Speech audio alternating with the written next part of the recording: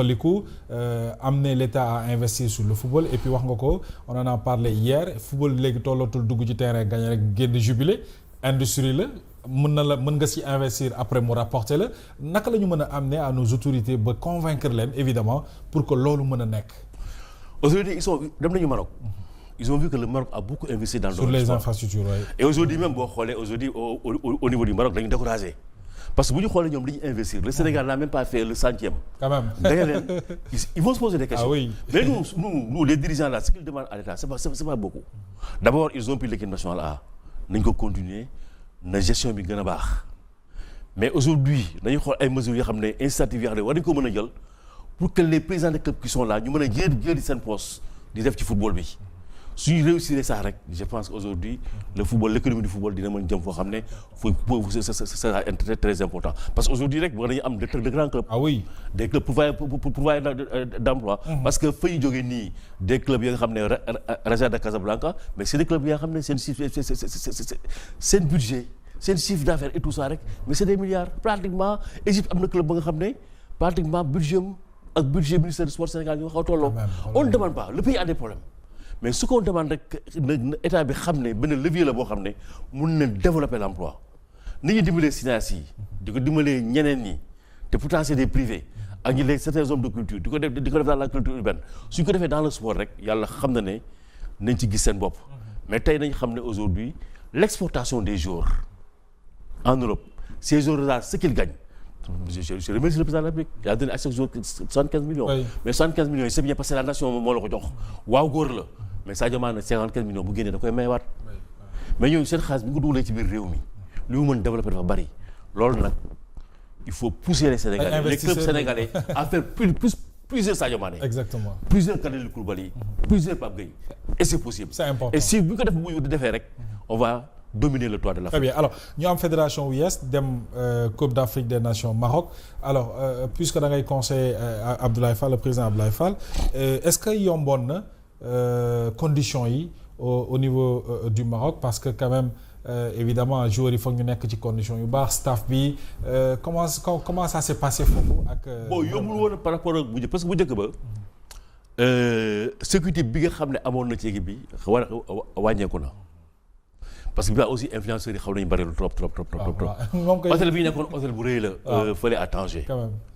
mais quand même pour montrer que le changement dans la continuité baax nañu trop les dirigeants sénégalais quand même ils ont été vraiment yàlla xelal na leen.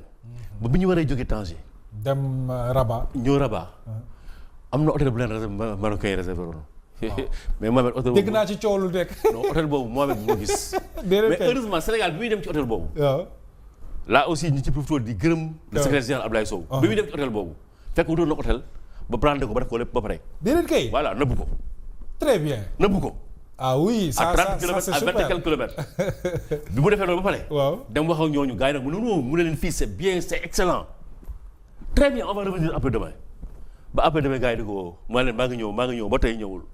très bien dem fu mu war dem pour te dire que ne. absolument loolu jël nañu les devants. c'est des problèmes sénégalais xamuñu ko. non sénégalais xamuñu ko c'est des problèmes yoo xam ne sénégalais yi jànkoon nañ ko. ragal nañ ko en toute diplomatie.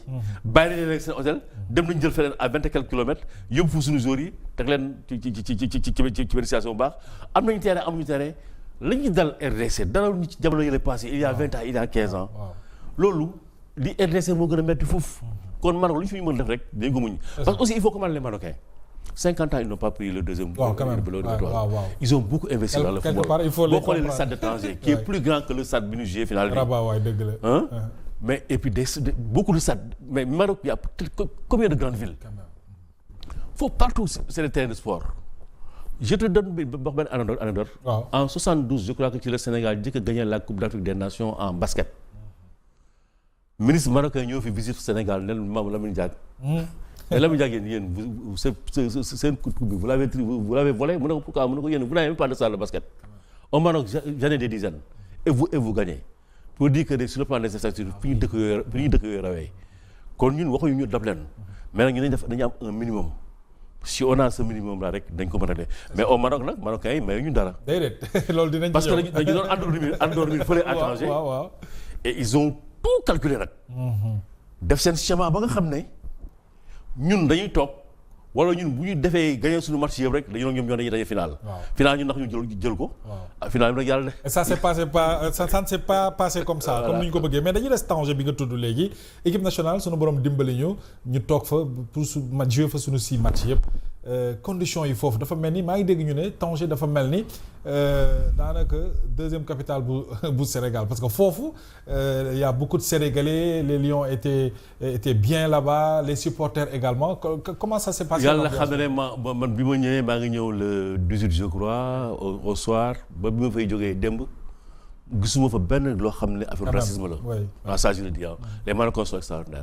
dans nos hôtels un peu partout. et ñoom seen bopp ñoom ils ont même supporté ñoom vous avez une très bonne équipe vous êtes là bon nag c'est normal quand on joue contre en finale il faut que ñu faral seen équipe il faut que ñu wane seen entraîneur bi il est pas sérieux parce que bon est-ce que extra yooyu c'est normal mais quand même on était bien à Tanger. bon peut-être que nous sommes des Sahéliens pas ñoom Sadio Mané nga xam ne nga France yooyu ñoo gars yi nga xam ne xam nañu Europe xamuñu yenn sedd yi mais quand même vraiment c'était vraiment bien et Tanger c'est une grande capitale très beau très rafet ay jardins yoo xam ne c'est des jardins extraordinaires donc dugg naa benn jardin di fa entraîner ma tase sama benn booy bu dëkk sama commune. ma ne ko mais yow lii war naa ko am biscuiterie mu ne biscuiterie xaj na fii ci biir. déedéet kay xanaa parce que dafa yaatu. ma ne ko pourtant wax nga dëgg de. donc vraiment les Sénégalais étaient très très très très bien à Tanger et il fallait prendre la première place. et on l'a fait. et rester là-bas. absolument donc on est resté là-bas. boobu final bi. ñu yàlla def lu muy def très bien alors ginnaaw équipe dirigeante bu am solo bi nu am naka nga analyser le groupe qu'on a. c'est-à-dire joueurs yi gaynde yëpp yu nga xam ne suñu borom dimbali nu ñu am leen ci dans l'équipe boo ma doon analyser ce groupe là lan nga ñuy wax. Mohamed luy avancer loo dëkk rek ak luy avancer loo organisation rek na am une bonne organisation nañ ko hiérarchiser ku nekk xam li ngay def ak li la war ak li la warul nga jël ko teg ko fële groupe bi boo xoolee dafa am ay cadres. te ñii ñëw nangu nañ ñii ñooy cadre yi. ñi ci topp nangu nañ ñoo ci kaw topp ñi mujj ñëw nangu nañ ñoom mujjee. aujourd'hui depuis Augustin Senghor jusqu'à maintenant quand les gens parlent il appelle Kalidou Gana Sadio Edouard. un peu Ismaïla. il toog wax ak ñoom les cadres. voilà boo waxee ak ñoom rek après les choses passent même sur les problèmes de prime am na ay jamono dañuy toog ak ñoom leen yoruñu xaalis prime bi 1 million la. xam nga Kalidou Koulibaly 1 million. ban njëriñ la ko amal. ñu ne non yokk leen ko nii nii bon le travail la ñu daal yéen yow vous êtes nii tooñ leen nga tooñ leen et ils sont d'accord Augustin va wax et tout ça ils sont d'accord et puis ñoom il faut passer le message et c'est des gens yi nga xam ne vraiment spirituellement dañ jullite ñoom ñëpp nag chrétien comme musulman bala nga xam ak ñoom nga nekk ak ñoom période du corps ngeen di ànd di naafila wala ngeen di. même à Tanger gis nañ leen tous les vendredis ñooy ànd tous c'est des imams ils sont ensemble tout ça et très organisé ku nekk li nga war a def xam nga ko na nga ko war a defee ak ba nga ko war a def di nga ko xam quoi donc aujourd'hui on a une génération spontanée on a une organisation et on a des dirigeants yi xam ne ku nekk aussi xam nga fa nga war a yem xam nga fa nga war a taxaw et je pense que loolu tax na li nga xam ne tey Sénégal jëm na kanam. très bien alors ensuite ñu ñëw aussi ay supporters yi nga xam ne boo ko gisee quand même ñoom it ñu ñëw jëm a topp ci tànk boobu léegi dañuy sax bu ñu paree jël mbay mi yóbbu et tout ça et tout ça ku nekk reconnaître sa mérite bopp y avait des différences en 12e Gaïndé Lébou Gui Allez Casa mais on a fekk ba loolu yëpp nekk benn léegi muy vert bi jaune bi rouge bi quand même mu nekk couleur drapeau et dans le monde chacun le dit bon nank rek ba unité am léegi ñoom léegi ils sont ensemble et vraiment léegi tu ne sens pas beaucoup de choses. Absolument. Donc des fois tu peux ne pas être d'accord sur certaines choses